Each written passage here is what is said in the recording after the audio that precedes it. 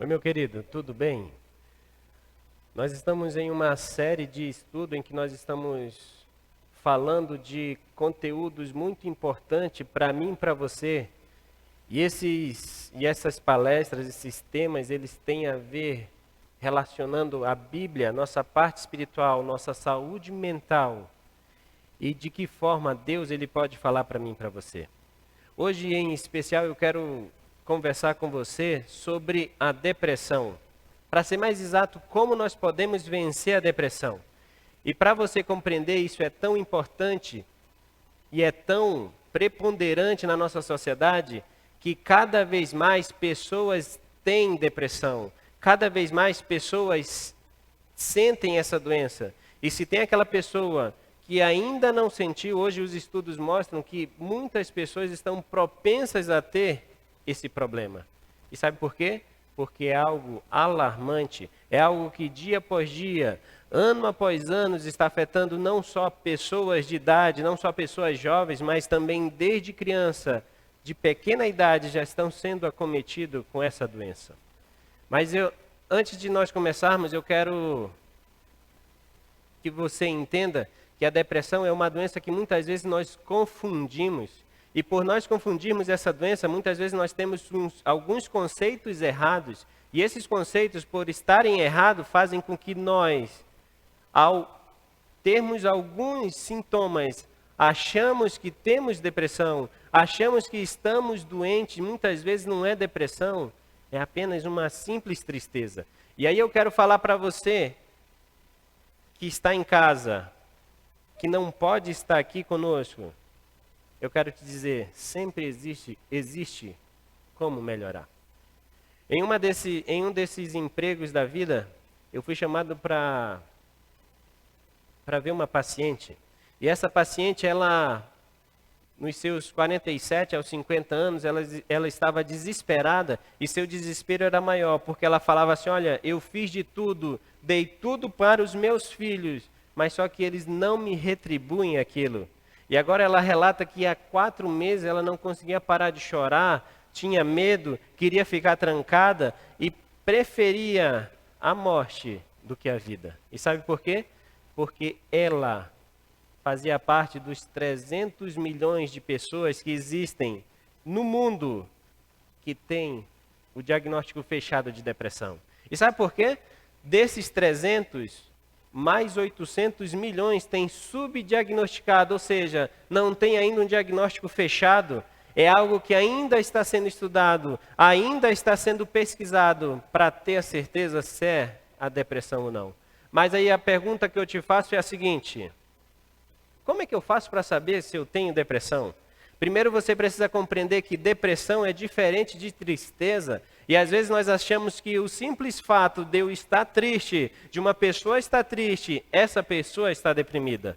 Agora eu quero que você compreenda o seguinte: uma pessoa, para ela ser determinada, ser conceituada como tristeza, primeiro, tristeza é algo normal, é algo que eu e você passamos porque é uma frustração da vida. E muitas vezes nós nos sentimos tristes por algo que perdemos, por pessoas que se foram. A saudade nos deixa triste. Então, em primeiro lugar, tristeza. Toda vez que eu tenho tristeza, eu sei o porquê eu estou triste.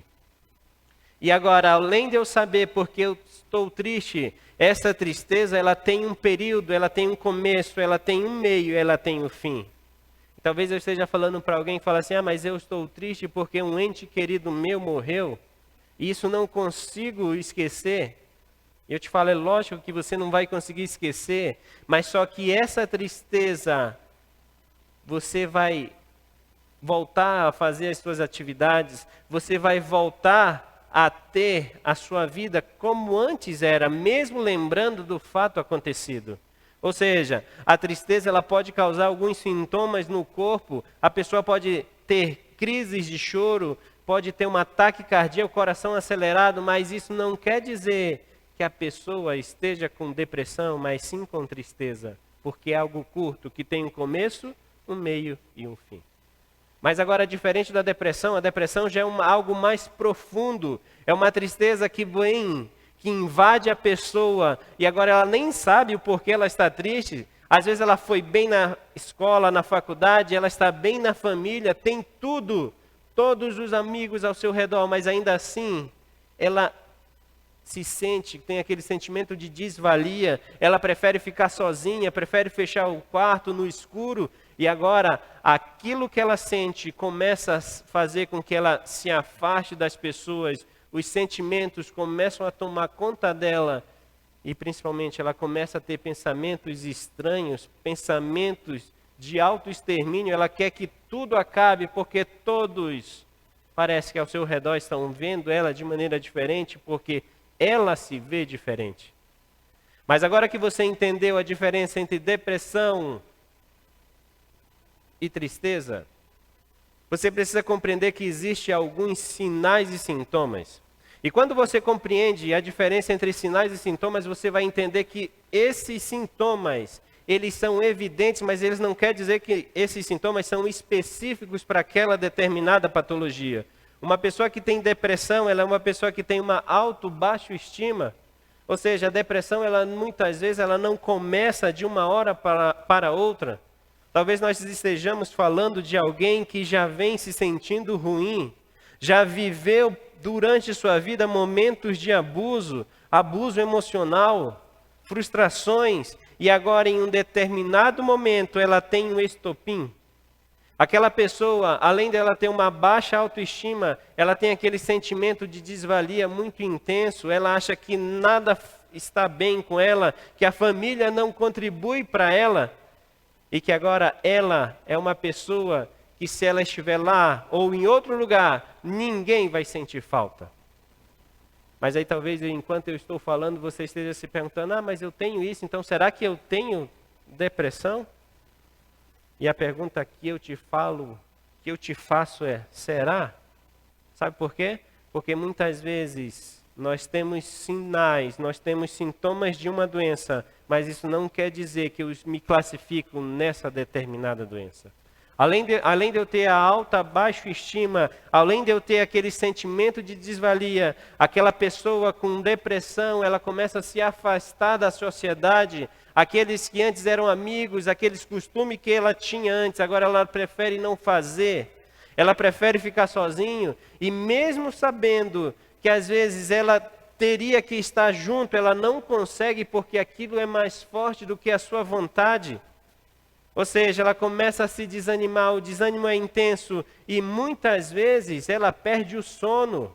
E ela fica lá confabulando, conjecturando pensamentos que na maioria das vezes não são pensamentos que agregam para ela, mas são pensamentos que distanciam ela dos outros e faz com que ela tenha pensamentos de morte. E sabe por que isso acontece? Devido a todos esses sintomas, hoje, muitos desses que têm depressão vê como a única forma de saída o suicídio, o autoextermínio.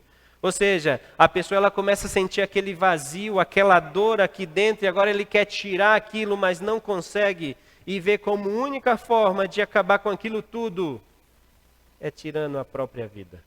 Mas sabe, meu querido, isso não é algo que acontece só com você. Talvez eu esteja falando para alguém que está se sentindo assim há muito tempo e agora olha para um lado, olha para o outro e se pergunta assim, mas e aí, Senhor, por quê? Eu acredito em Ti, eu vou para a igreja, toda a minha família é da igreja, por que eu sinto isso? Como é que eu consigo melhorar? Eu tento me animar, tento sorrir, tento abraçar, mas eu não consigo melhorar. Sabe por quê? Porque a depressão é uma patologia que ela vai muito além daquilo que muitas vezes nós ouvimos. Talvez eu esteja falando com alguém que já ouviu e falou assim, e já ouviu alguém dizendo, a depressão é frescura, e eu te garanto que não é. Talvez eu esteja falando para outra pessoa que está triste, melancólico e se julga depressivo, mas aí eu digo para você, essa parte não dá, não tem como se encaixar. Sabe por quê? Porque existem vários tipos de depressão. O primeiro tipo que eu quero te mostrar, existem diversos, mas nós vamos classificar aqui apenas 4 tipos. O primeiro tipo se chama depressão maior. Essa depressão maior, além de você ter todos aqueles sintomas de baixa autoestima, de sensação de desvalia, que você não tem valor, de pensamentos de morte, de se afastar de tudo e de todos, de muitas vezes de tentar se cortar como forma de diminuir aquela dor. Todos esses sintomas fazem parte de um conceito de uma depressão maior, em que todos os sintomas estão aflorados. Mas agora eu quero que você compreenda uma coisa. Não é porque você está assim, uma semana, 3 dias, cabisbaixo por alguma situação, que dá para ser conceituado como depressão maior. Todo e qualquer problema você precisa acompanhar com um profissional, você precisa um psiquiatra, precisa acompanhar muitas vezes com um psicólogo. Mas além da depressão maior, você vai ter também a distimia. A distimia antigamente era chamado de depressão menor. E o que é isso? Distimia é uma doença em que a pessoa ela tem os sintomas depressivos, mas só que eles são menores. Ou seja, a pessoa ela tem aquele sentimento de desvalia, sim, mas isso não vai fazer com que ela deixe seu emprego, que ela se afaste. Não, ela continua vivendo a vida normalmente. Ela continua sorrindo, mesmo estando triste por dentro. E aquela distimia, para ela ser diagnosticada, ela tem que ser no mínimo 2 anos na pessoa adulta e 1 ano na criança. Ou seja, se a distimia, que é a antiga depressão menor, não for tratada, ela vira uma depressão maior.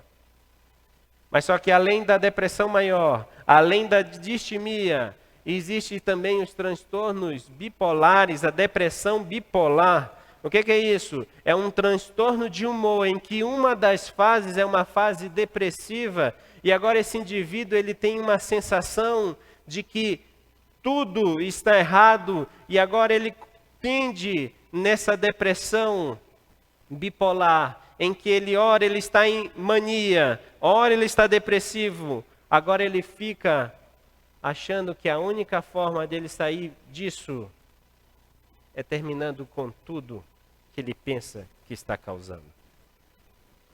Além da depressão maior, além da distimia e além das depressões bipolares, nós temos também a ciclotimia, que hoje já é um conceito que quase não se usa, está caindo em desuso, mas o próprio nome já diz, é ciclotimia, ou seja, é algo que vem ciclando de maneira um pouco mais rápida, em que ora a pessoa está bem, de repente ela está lá embaixo, ela está triste demais, com sentimentos aflorados demais e com aquela sensação de morte muito maior ainda. E sabe por que isso acontece? Eu quero ler com você lá na Bíblia, e talvez você fique se perguntando, mas como é que a Bíblia me ajuda nisso? Como é que Deus entra? Como é que a psiquiatria se encaixa com a Bíblia? E lá no livro de 3 João, no versículo 2, João, o autor desse livro, ele fala assim para mim e para você: amado, peço a Deus que tudo corra bem com você, que esteja com boa saúde, assim como vai bem a sua alma. Deus ele vem falando para mim e para você: meu querido filho, eu me importo com você, eu quero o seu melhor. E todas as vezes que eu atendo os meus pacientes, uma coisa que todos estes têm, é que em algum momento da vida eles se sentiram frustrados por pessoas, em que colocaram toda a sua esperança em pessoas e agora não tem aquela retribuição que tanto esperavam. E agora Deus ele vem falando para mim e para você: filho, eu quero que você fique bem.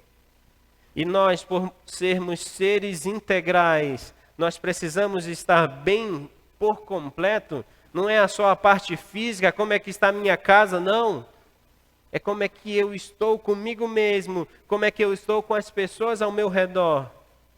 E talvez eu esteja falando para alguém que vive uma vida de fachada, e pela experiência que a profissão traz, e pelo estudo da Bíblia, nós começamos a ver que muitas vezes as pessoas depressivas, apenas uma coisa elas querem: atenção.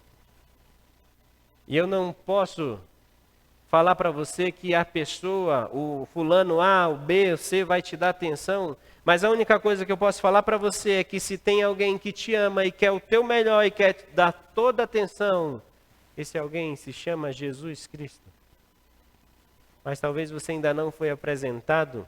E agora eu quero começar a te ajudar a entender como é que eu faço essas coisas, como é que eu posso, passo após passo, me livrar disso, vencer essa depressão.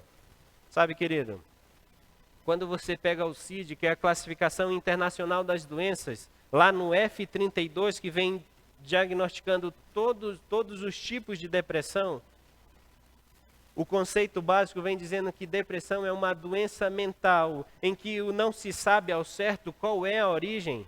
Alguns estudiosos dizem que é uma origem psicossomática, dopaminérgica, em que existem ausência de vitaminas, em que hormônios não estão entrando e fazendo seu papel no devido momento. E sabe, querido, o motivo ninguém sabe. Mas só que desde quando entrou o pecado no mundo, em que a primeira doença mental entrou, que é o medo, quando Adão e Eva se separaram de Deus, e Deus perguntou: Adão, Eva, onde vocês estão? E agora eles estavam escondidos. E por estarem escondidos, falaram: Senhor, eu me escondi porque eu tive medo. E agora toda vez que o medo entra, as coisas começam a ir de mal a pior.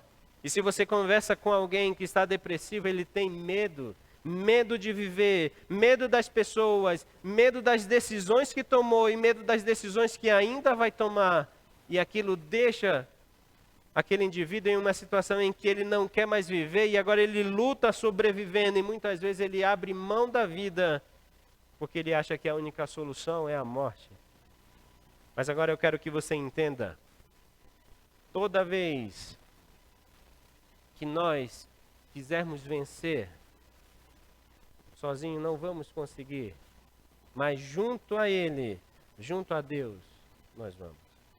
Quando eu te apresento esses 10 mandamentos de como nós vencermos a depressão, eu quero que você entenda que isso é apenas um método. Isso não é algo que, se eu fizer vai dar certo. Não. Remédio ajuda? Ajuda. Talvez eu esteja falando para alguém aqui que por anos está tomando algum benzodiazepínico, algum antidepressivo, por anos está fazendo terapia, psicoterapia, terapia cognitiva comportamental com psicólogo, mas ainda assim se pergunta: Senhor, eu não melhorei.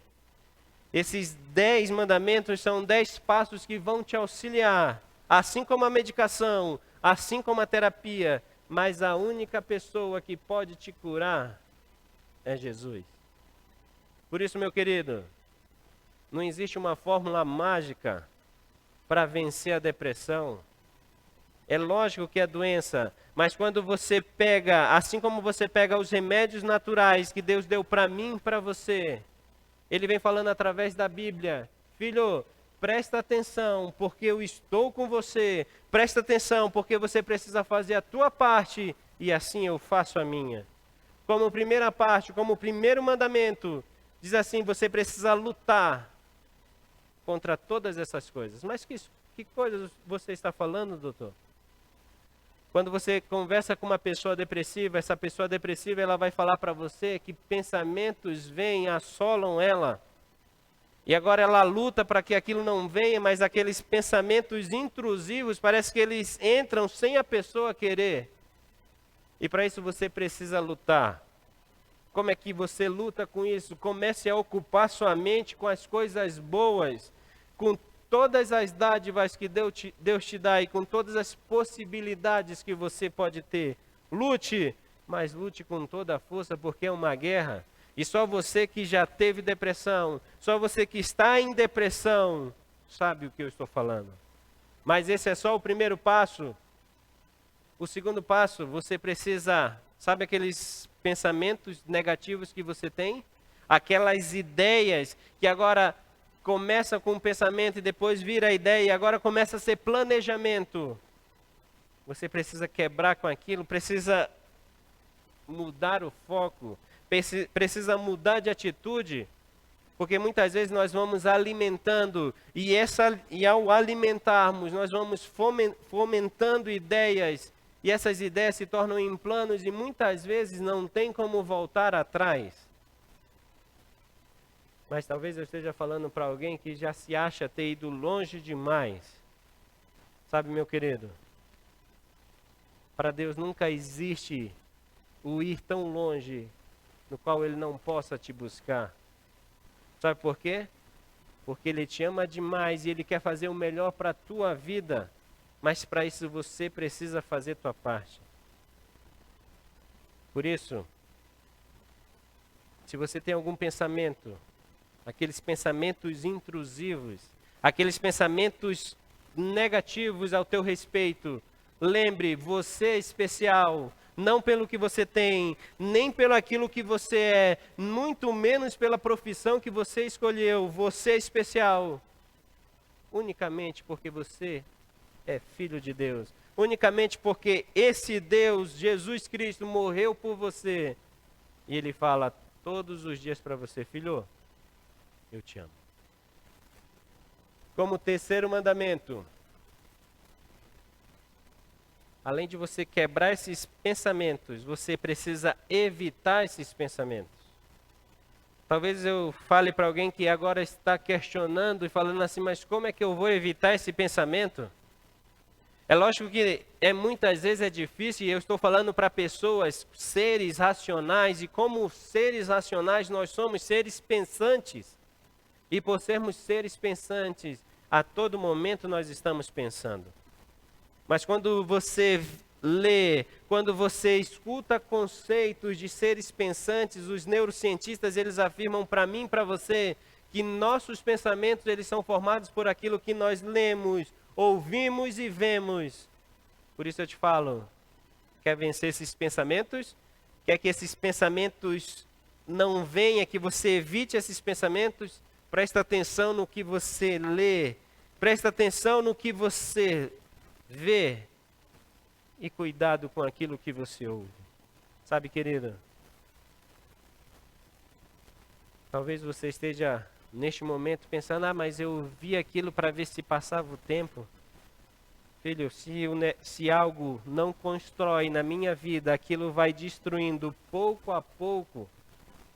E nós estamos em uma luta diária em que se não constrói, destrói. E muitas vezes, se eu não permito Deus entrar, o contrário, o inimigo toma conta. Não me entenda mal, em nenhum momento eu estou dizendo que depressão é uma ausência de Deus, é lógico que não. Depressão é uma doença qualquer, assim como hipertensão arterial sistêmica, diabetes mellitus. É uma doença crônica, mas que ela pode ser controlada. Sabe por quê? 80% das pessoas que têm em algum momento a depressão controlada, os 20% não conseguem controlar, e desses 80%, 50% em algum momento recai. Sabe por quê? Porque em todos os momentos da vida nós estamos cercados de problemas, cercados de frustrações. Pessoas nos frustram, nós nos frustramos. E muitas vezes nós questionamos a Deus, falamos assim: Senhor, por quê? Como é que compensa essa vida? E sabe, querido, eu faço aquilo que eu gostaria que fizesse para mim. Sabe por que eu te falo isso? Quando você coloca isso na tua mente, você vai fazer pelos outros aquilo que você gostaria de receber. E talvez você esteja perguntando: mas isso não é ser interesseiro? Não. Nós só vamos receber aquilo que nós damos, nós só vamos colher aquilo que nós plantamos. Por isso, querido, você quer ser bem tratado? Seja feliz. Felicidade é uma escolha, eu escolho ser feliz, não pelo que eu tenho, mas apenas pelo que eu sou e aquilo que Deus me deu. Não critica o outro. Talvez o outro esteja com uma dificuldade e gostaria que alguém chegasse e falasse: presta atenção. Ao invés de você criticar, não, aconselhe. E é aí que eu e você, nós entendemos que não existe crítica construtiva, porque a crítica é algo que põe para baixo. E se uma coisa está para baixo, ao mesmo tempo ela não vai para cima, fica algo ambíguo, com um duplo sentido. E agora, ao invés de eu criticar, aconselha. Ao invés de eu me preocupar com os meus problemas, ajude o outro a solucionar o seu problema. Mas só que não termina por aí, não. Você precisa, muitas vezes, nós somos duros demais com nós mesmos. E por sermos duros demais, achamos que qualquer problema, qualquer erro é motivo de autoflagelação. Nós começamos a questionar e olhar assim, Senhor, como eu fui longe demais. E muitas vezes nos arrependemos do que fazemos com nós mesmos. Por isso eu te falo, não seja tão áspero com você mesmo. Permita-se errar. E se errou, a Bíblia fala assim, que nós temos um advogado no céu, Jesus Cristo, que Ele está pronto a te perdoar. Então, meu amigo, se Jesus te perdoa, se perdoe também. Mas sabe, além de tudo isso, você precisa evitar que algumas situações apareçam na tua vida. Sabe, querido, talvez eu esteja falando para alguém que tenha uma fraqueza e conhece a sua fraqueza. Se você sabe qual é a sua fraqueza, cuidado. Se você sabe que a sua fraqueza está perto de pessoas negativas, que falam mal, que buscam conflitos, sai.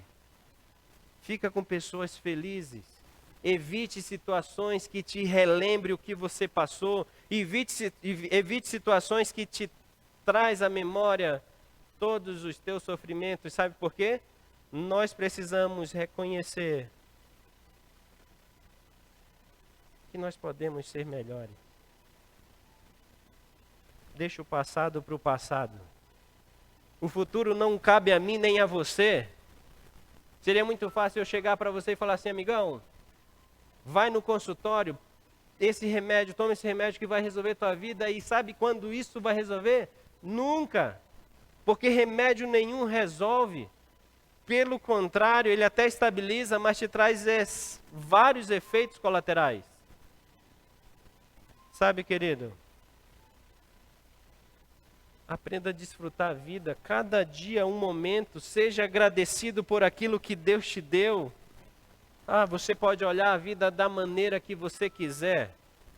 Mas Deus ele vem falando para mim e para você. Filho, você está depressivo, eu estou com você aí no teu quarto escuro, em que ninguém está ouvindo. Eu estou com você. Sabe, querido, tem vezes que você que está aí, calado, querendo a morte. Só Deus sabe o que passa na tua vida, só Deus sabe o que passa no teu coração.